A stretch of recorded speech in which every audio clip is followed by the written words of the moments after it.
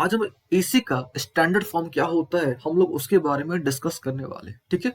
लेकिन उससे पहले ठीक है, हमने जो है एक बार हमने क्या करना है, रिकैप कर लेना है कि पिछले क्लास में हमने क्या स्टडी करा था। ठीक, पिछले क्लास में हमने आपको बताया था कि एसी क्या होता है, फिर हमने एसी और डीसी में डिफरेंस क्या होता है उसको हमने आपको समझाया था।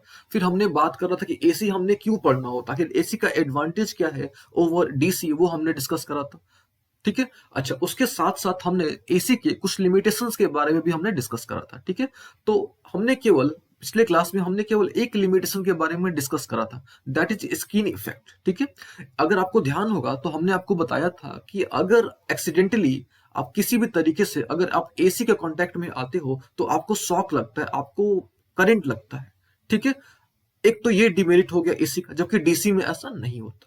ठीक है, डीसी में ऐसा नहीं होता। ठीक है। इसके अलावा भी बहुत सारे प्रॉब्लम्स हैं, यानी बहुत सारे लिमिटेशंस हैं एसी के। जैसे एसी जो है आपका, एसी का जो यूज है आप इलेक्ट्रो टाइपिंग में नहीं कर सकते। इलेक्ट्रो टाइपिंग में आप एसी का यूज नहीं कर सकते। आ रही बात समझ? अच्छा, जैसे आप इलेक्ट्रो रिफाइनिंग, जैसे हमने आपको मेटलर्जी में पढ़ाया था इलेक्ट्रो रिफाइनिंग के बारे में, यानी आप जो है एसी का यूज इलेक्ट्रो रिफाइनिंग में नहीं कर सकते। ठीक है। इसके अलावा जो है आप एसी का यूज इलेक्ट्रोप्लेटिंग में भी आप नहीं कर सकते। तो बहुत सारे वैसे फेनोमेना है, बहुत सारे वैसे प्रोसेस हैं जिसमें आप एसी का डायरेक्ट यूज नहीं कर सकते। ठीक है। उसमें आपने क्या करना होगा, एसी को कन्वर्ट करना होगा डीसी में, तब आप यूज कर सकते हो। ठीक है। और हमने आपको बताया था कि रेक्टिफायर एक ऐसा डिवाइस है, रेक्टिफायर एक ऐसा डिवाइस है जिसके थ्रू आप क्या कर सकते हो, कन्वर्ट कर सकते हो। ठीक है। जिसके थ्रू आप क्या कर सकते हो, कन्वर्ट कर सकते हो, एसी को आप डीसी में कन्वर्ट कर सकते हो। ठीक है। यहां तक हमने आपको पिछले क्लास में बताया था कि भाई क्या होता है एसी, क्या होता है एसी के लिमिटेशन क्या होते हैं।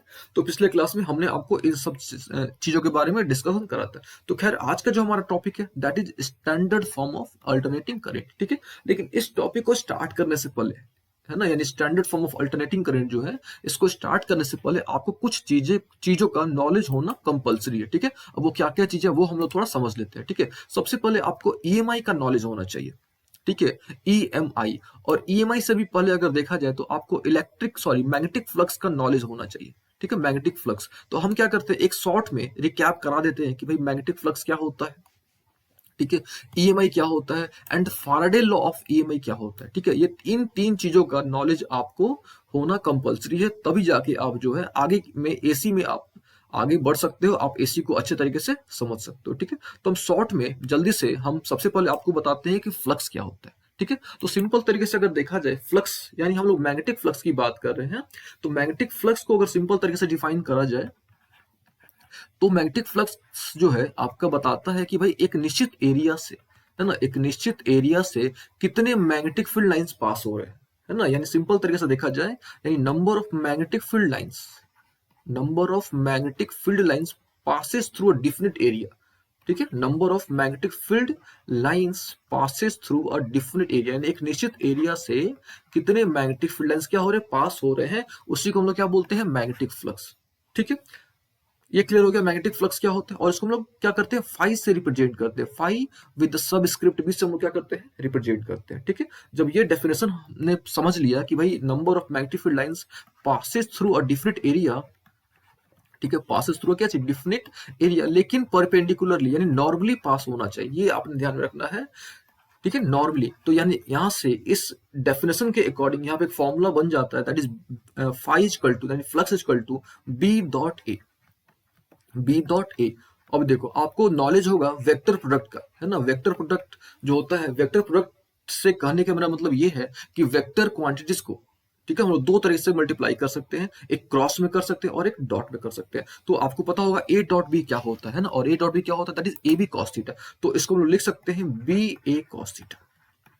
ठीक है। और आपको ये भी नॉलेज होना चाहिए कि फ्लक्स का यूनिट क्या होता है। तो फ्लक्स का यूनिट होता है वेबर। ठीक है। फ्लक्स का यूनिट क्या होता है, वेबर। और फ्लक्स जो होता है आपका एक स्केलर क्वांटिटी होता है।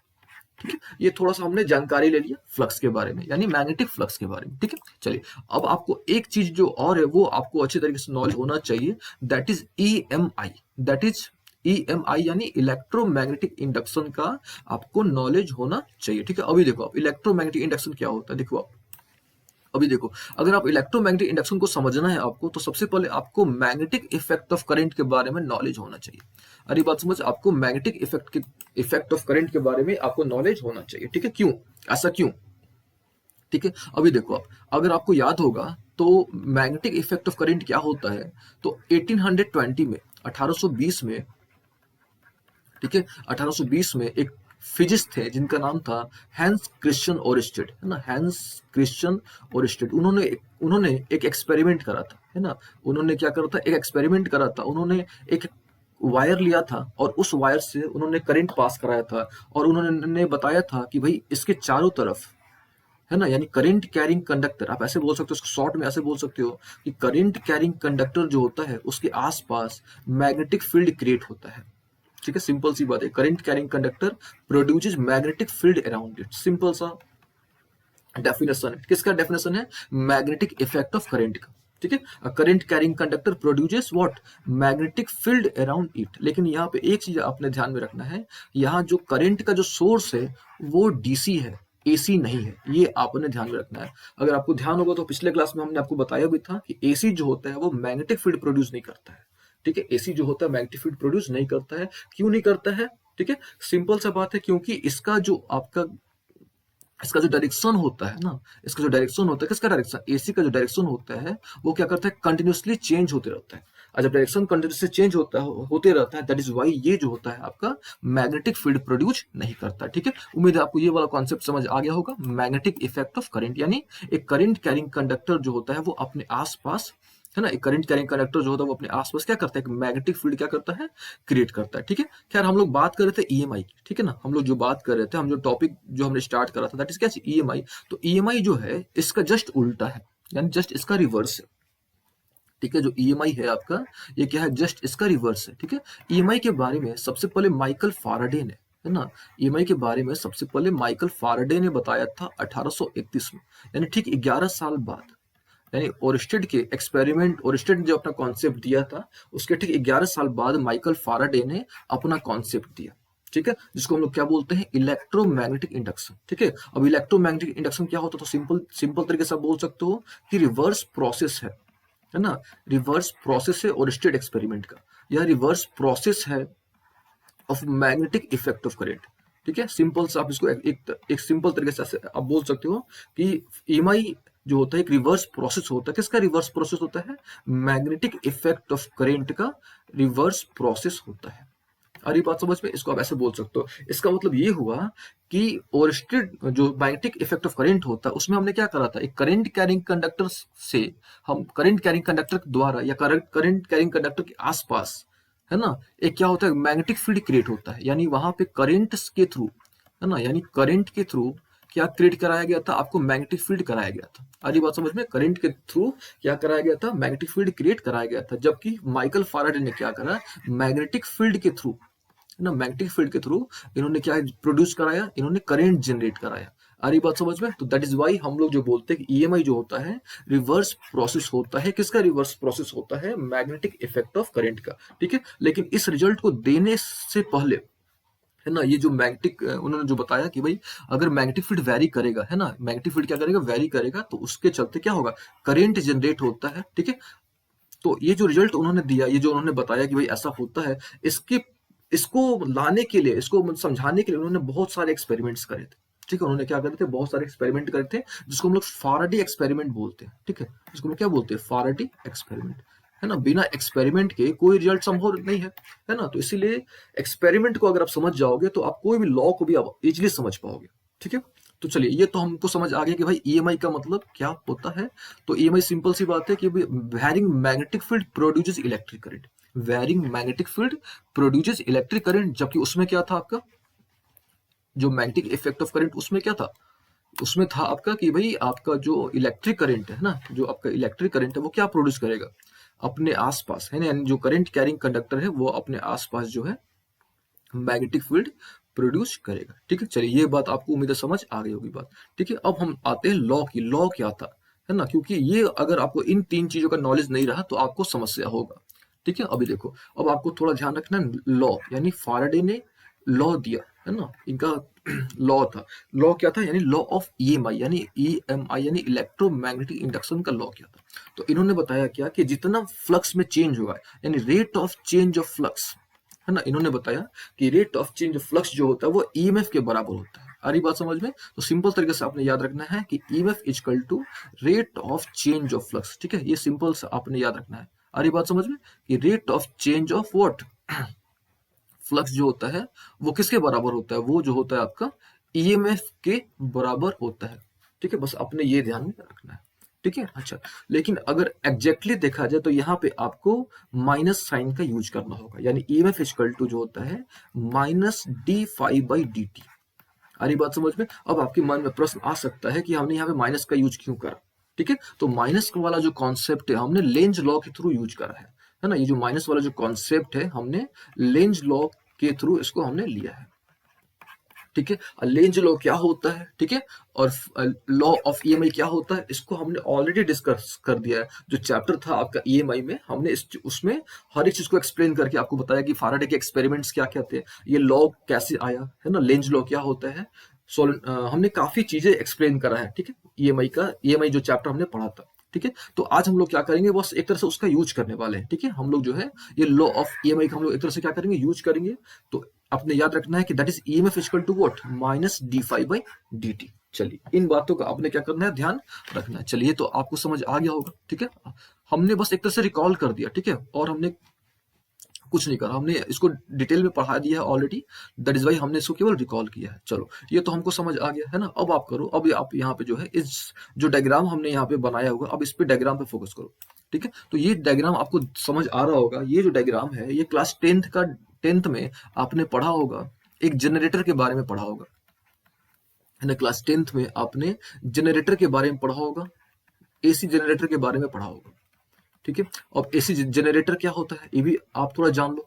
ठीक है, तो जनरेटर सिंपल सा आप ऐसे बोल सकते हो कि एक ऐसा डिवाइस होता है जो मैकेनिकल एनर्जी को, एक ऐसा डिवाइस होता है जो मैकेनिकल एनर्जी को इलेक्ट्रिकल एनर्जी में कन्वर्ट करता है। ठीक है, सिंपल सा ये डेफिनेशन हो गया, device that convert mechanical energy into electrical energy. ठीक है, ये आपने बात ध्यान में रखनी है। ठीक है, अब देखिए जो जनरेटर है होता है ये दोनों हो सकता है, एसी भी हो सकता है और डीसी भी हो सकता है, लेकिन हम लोग जो है अभी एसी जनरेटर की बात कर रहे हैं।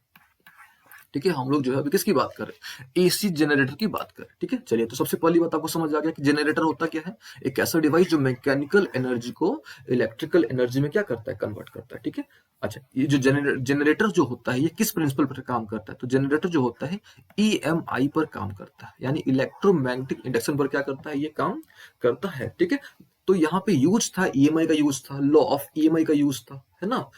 तो इसीलिए हमने आपको ईएमआई के बारे में थोड़ा बता दिया, हमने आपको लॉ जो ऑफ ईएमआई के बारे में हमने आपको बताया। ठीक है, चलिए, तो ये समझ आ गया जनरेटर क्या होता है, एक ऐसा डिवाइस जो मैकेनिकल एनर्जी को इलेक्ट्रिकल एनर्जी में कन्वर्ट करता है। ठीक है, अच्छा, दूसरी बात, इसका प्रिंसिपल क्या है, किस प्रिंसिपल पर काम करता है। ठीक है, तो आप ये बोल सकते हो कि भाई ये जो है आपका ईएमआई पर काम करता है। ठीक है, अच्छा, तीसरी बात, इसके मेन पार्ट्स क्या क्या है, तो इसमें मेनली अगर आप देखोगे तो तीन मेजर पार्ट्स है। ठीक है, तीन जो है आपके इसके मेजर पार्ट्स है, और वो कौन कौन से पार्ट्स है हम आपको वन बाय वन समझाते हैं। ठीक है, अभी देखो आप, सबसे पहला जो पार्ट होता है यहाँ पे हॉर्सशू मैग्नेट, है ना। सबसे पहले हमने यहाँ पे जो लिया हुआ है दैट इज हॉर्सशू मैग्नेट लिया हुआ है। ठीक है, हॉर्सशू मैग्नेट क्यों लिया हुआ है ये भी आप समझ लो कि हॉर्सशू मैग्नेट का जो स्ट्रेंथ होता है ना, हॉर्सशू मैग्नेट का जो स्ट्रेंथ होता है बाकी मैग्नेट के कंपैरिजन में काफी ज्यादा होता है। क्यों ज्यादा होता है ये भी आप समझ लो, है ना। ये होता है आपका हॉर्सशू क्या चीज, मैग्नेट। तो इसमें जो होता है नॉर्थ पोल और साउथ पोल आमने सामने होता है। आ रही बात समझ में, नॉर्थ पोल और साउथ पोल क्या होता है, आमने सामने होता है, और इसका जो स्ट्रेंथ होता है बाकी मैग्नेट्स के कंपैरिजन में काफी ज्यादा होता है। दैट्स वाई हमने यहाँ पे हॉर्सशू मैग्नेट लिया हुआ है। ठीक है, अच्छा, हमने यहाँ पे ये जो डायग्राम है, ये जो डायग्राम हमने ड्रॉ करा हुआ है, हमने ये ऊपर वाला पोर्शन हमने नहीं दिखाया है। ठीक है, ये अपने ध्यान देखो, यहाँ पे हमने ऊपर वाला पोर्शन नहीं दिखाया हुआ। ठीक है, अच्छा, अब हमने क्या करा है, पहला तो समझ आ गया कि भाई हमने एक हॉर्सशू मैग्नेट लिया जिसमें नॉर्थ पोल और साउथ पोल है। ठीक है, अच्छा, एक बात आपको ऑलरेडी पता होगा कि जो मैग्नेटिक फील्ड का जो डायरेक्शन होता है वो नॉर्थ टू साउथ होता है ना। जो मैग्नेटिक फील्ड का डायरेक्शन होता है वो किधर होता है, नॉर्थ टू साउथ होता है। ठीक है, अच्छा, दूसरी बात, हमने यहाँ पे एक रेक्टेंगुलर कॉइल लिया हुआ है ना, यानी जो सेकंड इंपॉर्टेंट आप पार्ट बोल सकते हो दैट इज रेक्टेंगुलर कॉइल। ठीक है, रेक्टेंगुलर कॉइल पर बहुत सारे टर्न्स है, यानी यहाँ पे बोल सकते हो यहाँ पे n टर्न्स है। ठीक है, अच्छा, उसके बाद हमने क्या करा यहाँ पे, ये देखो आप, ये आपको ये दिख रहा होगा, एक ये है ना, ये हो गया एक रिंग और एक ये रिंग है। तो यहाँ पे हमने दो रिंग लिए हुए हैं, सिलेंड्रिकल रिंग लिए हुए हैं। तो आप बोल सकते हो कि यहाँ पे दो जो है आपके सिलेंड्रिकल रिंग्स। आ रही बात समझ में? अच्छा, उसके बाद आप देखोगे ध्यान से, तो ये दोनों सिलेंड्रिकल रिंग्स हो गए, है ना। और ये देखो, ये जो हो गया ना, ये वाला और ये वाला, इसको बोलते हैं कार्बन ब्रशेस, है ना। ये दोनों क्या है आपके कार्बन ब्रशेस। और ये जो हो गया आपका लोड हो गया, है ना। ये जो हो गया क्या चीज हो गया आपका लोड।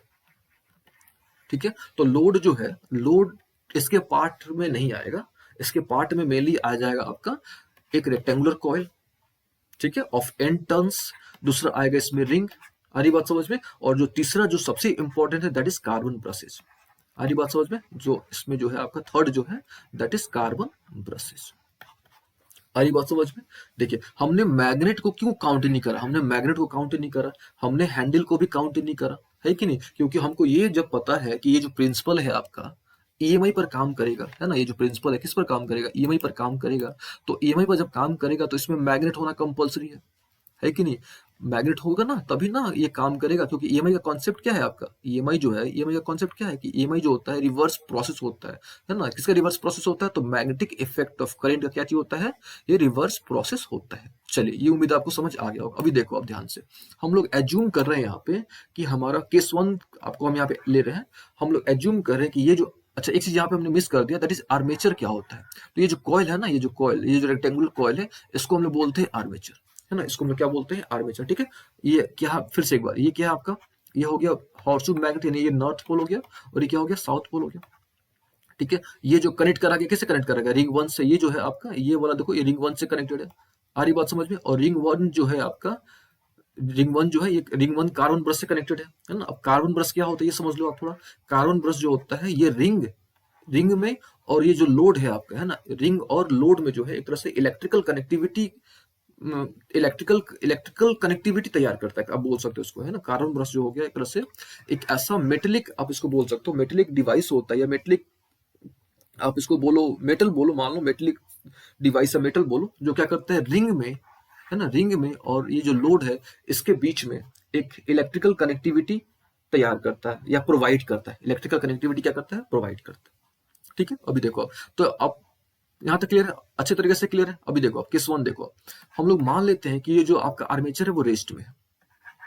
अभी जो है आर्मेचर रेस्ट में, यानी ये जो हैंडल है ये अभी रोटेट नहीं कर रहा है, हैंडल को हमने नहीं घुमाया।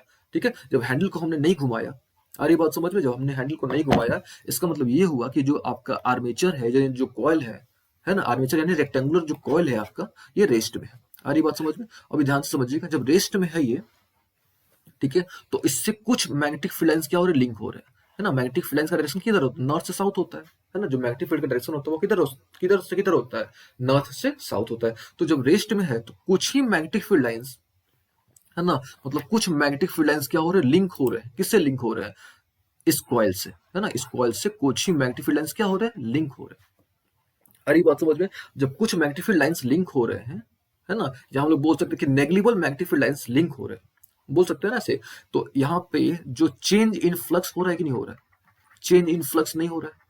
और जब चेंज इन फ्लक्स नहीं हो रहा है तो यहाँ पे ईएमएफ जनरेट नहीं हो रहा है, यानी यहाँ पे कोई करंट नहीं आ रहा है ना। यहाँ पे पहले करंट जनरेट होगा, और वो जो करंट है, यहाँ से मान लो कि इनमें ये रोटेट करेगा तो यहाँ पे करंट जनरेट होगा, और वो जो करंट है आपका इसके थ्रू, है ना, कार्बन ब्रश में आएगा, है ना, और कार्बन ब्रश में आएगा, और इसमें भी क्या आएगा, करंट आएगा, है ना। और इन दोनों से जो करंट है यहाँ से ट्रांसफर होगा और यहाँ से ट्रांसफर होगा, और वो दोनों करंट कहाँ पे आएगा, लोड में आएगा। आप यहाँ पे लोड से, अच्छा यहाँ पे आप गैल्वेनोमीटर लगा दो, है ना, यहाँ पे आप क्या लगा दो, गैल्वेनोमीटर, जो डिटेक्ट कर लेगा कि भाई करंट आ रहा है कि नहीं आ रहा है। चलो ठीक है, तो सबसे पहला केस हमने ये लिया कि भाई हमने जो है यहाँ पे इसको हमने रोटेट नहीं करा, हमने हैंडल को एज इट इज रख दिया। हाँ, हमने हैंडल को रोटेट नहीं किया, ना अपवर्ड रोटेट किया, ना हमने डाउनवर्ड रोटेट किया। तो जब हमने कुछ नहीं करा तो इससे बहुत कम मैग्नेटिक फील्ड लाइंस पास कर रहे हैं। जो आर्मेचर था इससे बहुत कम मैग्नेटिक फील्ड लाइंस पास कर रहे हैं। जब मैग्नेटिक फील्ड लाइंस बहुत कम पास कर रहे हैं, ठीक है, तो यहाँ पे चेंज इन फ्लक्स नहीं हो रहा है। फ्लक्स आपको समझ आ गया होगा, ठीक है। फ्लक्स यानी एक निश्चित एरिया से कितने मैग्नेटिक फील्ड लाइंस क्या होते हैं, पास होते हैं, उसको हम लोग क्या बोलते हैं, फ्लक्स। ठीक है, तो मान लेते हैं कि यहाँ पे फ्लक्स तो हो रहा है, कुछ मैग्नेटिक फील्ड लाइंस कनेक्टेड है, लेकिन उसमें चेंज हो रहा है कि नहीं हो रहा है, तो चेंज वहां पे नहीं हो रहा है। जब चेंज नहीं हो रहा है तो ईएमएफ आपका जनरेट नहीं हो रहा है। यानी जब ईएमएफ जनरेट नहीं हो रहा है, यानी यहाँ पे डिफ्लेक्शन नहीं हो रहा है, यानी कोई भी करंट आपको नहीं दिख रहा है। यहाँ पे कोई भी करंट आपको नहीं दिख रहा है, ठीक है। ये एक केस 1 हो गया। अब हम क्या करते हैं, हम लोग जो है हैंडल को घुमाते हैं, है ना। हम लोग जो है हैंडल को क्या करते हैं, घुमाते हैं। और हम लोग हैंडल को जब घुमाएंगे, कैसे भी घुमाएंगे, अपवर्ड घुमाओ, मैंने क्लॉकवाइज घुमाओ, एंटी क्लॉकवाइज घुमाओ, ये आपके ऊपर डिपेंड करता है कि आप किस प्रकार से हैंडल को घुमाते हो, ठीक है। मेरा पर्पज ये नहीं है, मेरा पर्पज क्या है कि जैसे ही आप हैंडल को घुमाओगे, अभी मान लो कि इस प्रकार से था ये, तो काफी कम मैग्नेटिक फील्ड लाइंस क्या हो रहे थे, लिंक हो रहे थे। अगर मान लो कि अगर ज्यादा भी मैग्नेटिक फील्ड लाइंस लिंक हो रहे हैं, तो मैग्नेटिक फील्ड लाइंस में चेंज तो नहीं ना आ रहा है, ठीक है। लेकिन जैसे ही ये जो आर्मेचर है आपका, जैसे ही आर्मेचर रोटेट करना स्टार्ट हो जाएगा, जैसे आर्मेचर क्या करेगा, रोटेट करेगा। आ रही बात समझ में, रोटेट कब करेगा, जब आप क्या करोगे, हैंडल, आप क्या करोगे, हैंडल पर फोर्स अप्लाई करोगे, है ना। अब जैसे अप्लाई करो, जैसे इसको रोटेट करो, क्लॉकवाइज रोटेट करो, एंटी क्लॉकवाइज रोटेट करो, ये आपके ऊपर डिपेंड करता है, आप कैसे भी रोटेट करो, क्लॉकवाइज रोटेट करो और एंटी क्लॉकवाइज रोटेट करो, ठीक है। अगर आप रोटेट करोगे यहाँ पे, तो ये जो है आपका मोर मैग्नेटिक फील्ड लाइंस क्या होंगे, मतलब आप जैसे ही आप रोटेट करना स्टार्ट करोगे, सिंपल तरीके से समझो आप, कि जैसे ही आप क्या करोगे, जैसे ही आप रोटेट करना स्टार्ट करोगे, तो यहाँ पे मैग्नेटिक फ्लक्स जो है, मैग्नेटिक फ्लक्स में चेंज आएगा, ऐसे समझो आप, मैग्नेटिक फ्लक्स में क्या आएगा, चेंज आएगा। आ रही बात समझ में, खुद सोचो आप, जब ये इस प्रकार से था, जब जब इस प्रकार से था, जब ये घूमना स्टार्ट होगा, तो मोर मैग्नेटिक फील्ड लाइंस कनेक्ट होंगे, लिंक होंगे, मोर मैग्नेटिक फील्ड लाइंस लिंक होंगे, है ना। जब होता क्या है, जब हाफ रोटेशन होगा, तो ये जो मान लो AB था, ये CD हो जाएगा, फिर जो CD था वो क्या हो जाएगा, AB हो जाएगा। तो इस प्रकार से रोटेशन होते रहेगा, और जितना ज्यादा रोटेशन होगा, उतना ज्यादा चेंज इन मैग्नेटिक फ्लक्स होगा। आ रही बात समझ में, उतना ज्यादा क्या होगा, चेंज इन मैग्नेटिक फ्लक्स होगा। आ रही बात समझ में। अब जितना ज्यादा चेंज इन मैग्नेटिक फ्लक्स होगा, उतना ज्यादा इंड्यूस्ड करंट डेवलप होगा, है ना, उतना ज्यादा क्या चीज होगा, इंड्यूस्ड करंट डेवलप होगा, ठीक है। अब फारेडे लॉ के हिसाब से, है ना, अकॉर्डिंग टू फारेडे लॉ, हमको पता है कि ईएमएफ इक्वल टू क्या होता है, minus d phi by d t, हमको पता है अच्छे तरीके से। EMF equal to minus d phi by d t, ये हमको अच्छे तरीके से पता है। अच्छा, अभी देखो यहाँ पे फ्लक्स में चेंज कब हो रहा है, जब ये जो हैंडल है, जब इसको हम लोग क्या कर रहे हैं, हम लोग फोर्स अप्लाई कर रहे हैं, हम लोग हैंडल को रोटेट करा रहे हैं। जब हम लोग यहाँ पे फोर्स करेंगे, जैसे भी करो, अपवर्ड करो, डाउनवर्ड को, मतलब अपवर्ड डाउनवर्ड स्टैंड फॉर, आप क्लॉकवाइज घुमाओ, एंटी क्लॉकवाइज घुमाओ, ये जो आर्मेचर है क्या करेगा, रोटेट करेगा। आर्मेचर क्या करेगा, रोटेट करेगा। और जितना आर्मेचर रोटेट करेगा, आ रही बात समझ में, जितना आर्मेचर रोटेट करेगा, ज्यादा मैग्नेटिक फ्लक्स में चेंज आएगा, यानी मैग्नेटिक फ्लक्स में जो चेंज है वो ज्यादा आएगा। मैग्नेटिक फ्लक्स में चेंज ज्यादा आएगा, इसका मतलब ये हुआ कि अभी जब रेस्ट में था, तो कम लाइन इससे लिंक हो रहे थे। अभी जैसे रोटेट करना स्टार्ट करेगा, जैसे क्या करेगा, रोटेट करना स्टार्ट करेगा, मोर मैग्नेटिक फील्ड लाइंस से क्या करेंगे, लिंक करेंगे। अब मोर मैग्नेटिक फील्ड लाइंस लिंक जब करेंगे, तो मोर आपका चेंज होगा। अरे बात समझ में, मोर क्या होगा, चेंज होगा। अब जितना ज्यादा चेंज होगा, यानी चेंज इन मैग्नेटिक फ्लक्स हो रहा है। अब चेंज इन मैग्नेटिक फ्लक्स हो रहा है, यानी वहां पे करंट डेवलप हो रहा है। यानी यहाँ पे आपको जो यहाँ पे आप जो गैल्वेनोमीटर आपने लगाया था, यानी इस गैल्वेनोमीटर में आपका डिफ्लेक्शन हो रहा है। अरे बात समझ में, इस गैल्वेनोमीटर में डिफ्लेक्शन हो रहा है, ठीक है। अच्छा, अब इसका डायरेक्शन जो है, ये जो ईएमएफ जो यहाँ पे जो करंट डेवलप हो रहा है, इसका आप डायरेक्शन अगर आप चाहो तो डिटरमाइन कर सकते हो, कोई भी रूल अप्लाई कर सकते हो आप। फ्लेमिंग लेफ्ट हैंड रूल के थ्रू भी आप Fleming left hand rule apply करो, या फ्लेमिंग आप राइट हैंड रूल अप्लाई करो, किसी रूल के थ्रू ये जो इंड्यूस करंट है ना, इंड्यूस करंट आपको समझ आ रहा होगा, ये जो इंड्यूस करंट है, इसका हम लोग डायरेक्शन पता कर सकते हैं। हमारी बात समझ में, इंड्यूस करंट का मतलब सिंपल सा यहाँ पे हो रहा है कि मैग्नेटिक फील्ड में चेंज के चलते, है ना, इसको आप सिंपल तरीके से ऐसे समझो कि मैग्नेटिक फ्लक्स में चेंज के चलते जो करंट डेवलप हो रहा है, मैग्नेटिक फ्लक्स में चेंज के चलते जो करंट डेवलप हो रहा है, उसको हम लोग क्या बोल रहे हैं, इंड्यूस करंट। और ये जो इंड्यूस करंट है, इसका डायरेक्शन आप कोई भी rule, Fleming left hand rule का यूज करो, फ्लेमिंग राइट हैंड रूल का यूज करो, आप उसके थ्रू क्या कर सकते हो, कैलकुलेट कर सकते हो, ठीक है। तो ये मेरा मैटर नहीं है, मेरा उद्देश्य ये सिंपल सा था कि भाई जब आपका कॉइल जो था, जब वो रेस्ट में था, है ना, ये जो कॉइल था आपका, जो किसमें था, आपका रेस्ट में था, तो flux link magnetic field line तो पास कर था, लेकिन उसको कोई चेंज नहीं हो रहा था। जब मैग्नेटिक फील्ड लाइन में जब चेंज नहीं होगा, जब फ्लक्स में चेंज नहीं होगा, फ्लक्स में चेंज नहीं होगा, तो आपका करंट नहीं आएगा, ठीक है, करंट प्रोड्यूस नहीं होगा। तो जैसे ही लेकिन ये रोटेट करना स्टार्ट कर दिया, जैसे जैसे ये क्या कर गया, जो आर्मेचर है आपका रोटेट करना स्टार्ट कर देगा, आ रही बात समझ में, तो ज्यादा मैग्नेटिक फील्ड लाइंस लिंक होंगे, यानी मोर फ्लक्स होगा, मोर फ्लक्स में चेंज आएगा। तो जैसे ही जितना ज्यादा फ्लक्स में चेंज आएगा, उतना ज्यादा क्या चाहिए होगा, करंट प्रोड्यूस होगा। और उस करंट का डायरेक्शन हम कैसे कैलकुलेट कर सकते हैं, हम लोग फ्लेमिंग लेफ्ट हैंड रूल के थ्रू, या हम लोग फ्लेमिंग राइट हैंड के थ्रू क्या कर सकते हैं, उसका हम डायरेक्शन कैलकुलेट कर सकते हैं, ठीक है। उम्मीद है ये बात आपको अच्छे तरीके से समझ आई होगी, ठीक है। अभी देखो, तो बाई लॉ ऑफ ईएमआई हम लोग, ईएमआई यानी इलेक्ट्रोमैग्नेटिक इंडक्शन, है ना, by using Faraday law of electromagnetic induction हम लोग क्या जानते हैं, EMF equal to minus d phi by d t, ये हमको अच्छे तरीके से पता है, ठीक है, अभी देखो आपको ये पता है कि भाई फाई इक्वल टू क्या होता है, बी डॉट ए, है ना। अच्छा, बी डॉट ए यानी ए डॉट बी यहाँ पे, और ए डॉट बी क्या होता है, ए बी कॉस थीटा, तो यहाँ पे हम लोग लिख सकते हैं that is B A cos theta. आ रही बात समझ।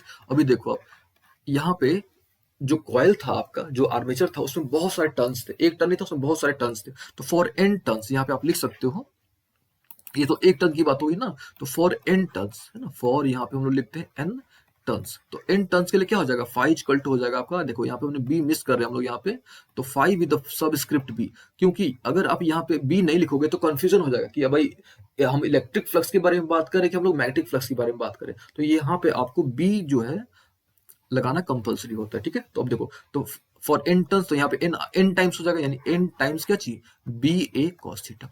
सारी बात समझ में, बी ए क्या चाहिए, कॉस थीटा। यहाँ तक उम्मीद है समझ आ गया होगा। तो क्या निकल गया हमारे पास, phi with subscript B equal to क्या निकल गया, N B A cos theta. ठीक है, उम्मीद आपको ये बात समझ आई होगी। अभी देखो आप ध्यान से, आपको पता है अच्छे तरीके से कि ओमेगा है ना, ओमेगा, ओमेगा यानी होता है एंगुलर वेलोसिटी, है ना। ओमेगा को हम लोग क्या बोलते हैं, एंगुलर वेलोसिटी। और एंगुलर वेलोसिटी आपको पता होगा कि क्या होता है, एंगुलर वेलोसिटी यानी एंगुलर डिस्प्लेसमेंट बाय टाइम, है ना। एंगुलर वेलोसिटी इक्वल टू क्या होता है, angular displacement by what, time. और एंगुलर डिस्प्लेसमेंट यानी क्या चीज, थीटा, यानी ओमेगा इक्वल टू क्या निकल गया, थीटा बाई टी। सारी बात समझ में, ओमेगा इक्वल टू क्या निकल गया, थीटा बाई टी। तो यहां से थीटा के जगह पे हम लोग क्या ले सकते हैं, ये जो थीटा है, थीटा इक्वल टू क्या आ जाएगा, ओमेगा इंटू टी, यानी ओमेगा टी। तो हम लोग जो है फाइनल जो रिजल्ट आया हमारा मैग्नेटिक फ्लक्स का, जो फाइनल रिजल्ट आया that is N B A cos omega t. आ रही बात समझ में, N B A cos omega t, तो ये हमारा फाइनल रिजल्ट आया। ठीक है, अभी हमने क्या करना है, ये जो फाई की जो वैल्यू हमने कैलकुलेट कर ली है ना, फाई की वैल्यू हमने कितनी कैलकुलेट करी, that is N B A cos theta. अब हमने क्या कर देना है, इस फाई की वैल्यू को, इस फाई की वैल्यू को जो हमने अभी लॉ पढ़ा है ना, जो हमने लॉ पढ़ा that is law of EMI, यानी Faraday law of EMI, that is EMF equal to minus d phi by d t, उस फॉर्मूला पे हमने रख देना है। ठीक है, अब देखो अब क्या करते हैं यहाँ पे हम लोग, ये हमारा लॉ है, कौन सा है, that is Faraday law of EMI. ठीक है, एप्सिलॉन हो गया, हम सॉरी ईएमएफ हो गया माइनस डी, फाई की वैल्यू अभी आपने कैलकुलेट कर ली, कितना था, that is N B A cos omega t upon vote d t. यहां तक उम्मीद आपको समझ आया होगा। अभी देखो आप, ये जो एन बी है, एन बी ए है, इसको आप बाहर ले लो क्योंकि कांस्टेंट है। अब जब आप इसको डिफरेंशिएट करोगे, यानी कॉस ओमेगा टी को डिफरेंशिएट करोगे, है ना, इधर माइनस भी है आपका, जब आप इसको डिफरेंशिएट करोगे, यानी कॉस ओमेगा टी को आप क्या करोगे, डिफरेंशिएट करोगे विद रिस्पेक्ट टू किसके, टी के, तब वो क्या मिलेगा, कॉस थीटा का डिफरेंशिएशन आपने पढ़ा होगा, that is minus sine omega t. आ रही बात समझ में, और ये ओमेगा आपका बाहर आ जाएगा, यहाँ पे हम लिख देते हैं minus omega sine omega t. आ रही बात समझ में। अभी देखो आप ध्यान से, ये जो माइनस माइनस है, ये माइनस था और ये क्या था, माइनस था, ये माइनस माइनस क्या हो गया, प्लस हो गया, यानी अब ये एन बी ए ओमेगा साइन ओमेगा टी आ गया, ये हो गया हमारे पास एन बी ए ओमेगा साइन ओमेगा टी। ठीक है, ये बात उम्मीद है आपको समझ आई होगी, है ना। क्या निकल गया हमारे पास, that is EMF equal to, है ना, ईएमएफ इक्वल टू क्या आ गया हमारे पास, है ना, हमारे पास आ गया ईएमएफ इक्वल टू आ गया एन बी ए ओमेगा साइन ओमेगा टी, ये हमको मिल गया। ठीक है, उम्मीद आपको यहां तक अच्छे तरीके से समझ आया होगा। ठीक है, अभी देखियो, अब यहां से क्लियर हो गया। अभी ये जो एन बी ए ओमेगा है, आ रही बात समझ में, ये जो एन बी ए ओमेगा है, इसको हम लोग जो है रिप्लेस करेंगे, ये देखो इसको हम लोग रिप्लेस करेंगे एप्सिलॉन एम से, है ना। तो ये बन गया हमारा epsilon M sine omega t. Epsilon से अच्छा ये जो है, आप इसको ऐसे समझो, ये मैक्सिमम ईएमएफ। ठीक है, अब मैक्सिमम क्या चाहिए, ईएमएफ। देखिए हमने एप्सिलॉन क्यों बोला, क्योंकि ये जो सिंबल है ना, इसको हम लोग क्या बोलते हैं, एप्सिलॉन ही ना बोलते हैं। ठीक है, लेकिन यहाँ पे ये क्या किसको रिप्रेजेंट कर रहा है, यहाँ पे ये ईएमएफ को रिप्रेजेंट कर रहा है ना, यहाँ जो है ये किसको रिप्रेजेंट कर रहा है, ईएमएफ को ये क्या कर रहा है, रिप्रेजेंट कर रहा है। ठीक है, तो ये जो आया मैक्सिमम ईएमएफ है, ये जो है आपको क्या चाहिए, मैक्सिमम ईएमएफ। ठीक है, उम्मीद है आपको अच्छे तरीके से समझ आया होगा। अभी देखो आप, हमको पता है ओम्स लॉ, ठीक है, आपने भी पढ़ा होगा ओम्स लॉ। ओम्स लॉ होता क्या है, that is I equal to EMF by R.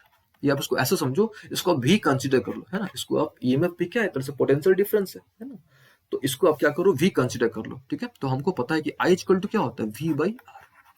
ठीक है, ये आपको अच्छे तरीके से पता है क्या होता है, I equal to V by R. ठीक है, अभी देखो आप यहाँ से हम इसको थोड़ा इरेज करते हैं ताकि हमको स्पेस मिले। ठीक है, ये उम्मीद आपको अच्छी तरीके से समझ आया होगा कैसे हमने इसको डिराइव करा। ठीक है, अभी देखो तो हमको ये तो मिल चुका है ना, ईएमएफ इक्वल टू क्या चाहिए, EMF equal to E maximum EMF into sine omega t, है ना, ये हमको मिल चुका है। क्या चाहिए, EMF equal to maximum EMF into sine omega t. अब हमने क्या करना है, हमको पता है कि आई इक्वल टू क्या होता है, ईएमएफ बाई आर, है ना, आई इक्वल टू क्या होता है, ईएमएफ बाई। ठीक है, अच्छा हमको ईएमएफ की वैल्यू हमको पता है, ये हमको वैल्यू ऑलरेडी पता है। क्या वैल्यू है हमारे पास भाई, maximum EMF sign omega t upon what, ठीक है, यहां तक क्लियर हो गया। अभी देखो, ये देखो आई इक्वल टू क्या आ गया, ये देखो हो गया ईएमएफ बाई आर, यानी इसको आप ऐसे समझो वी बाई आर, है ना, आप पढ़े हो ना आई इक्वल टू क्या, वी बाई आर। ठीक है, तो वी बाई आर जो है यहाँ पे आप ईएमएफ बाई आर जो है यानी मैक्सिमम ईएमएफ बाई आर है, इसको आप लिख सकते हो मैक्सिमम करेंट, यानी आई इक्वल टू क्या निकल गया, आई एम, यानी मैक्सिमम करेंट है साइन ओमेगा टी। अरे बात समझ में, साइन ओमेगा टी। तो ये जो आया हमारा ना, ये हमारा स्टैंडर्ड फॉर्म निकला, है ना, ये जो हमारा क्या निकल गया, स्टैंडर्ड फॉर्म निकल गया। किसका स्टैंडर्ड फॉर्म निकल गया, एसी का।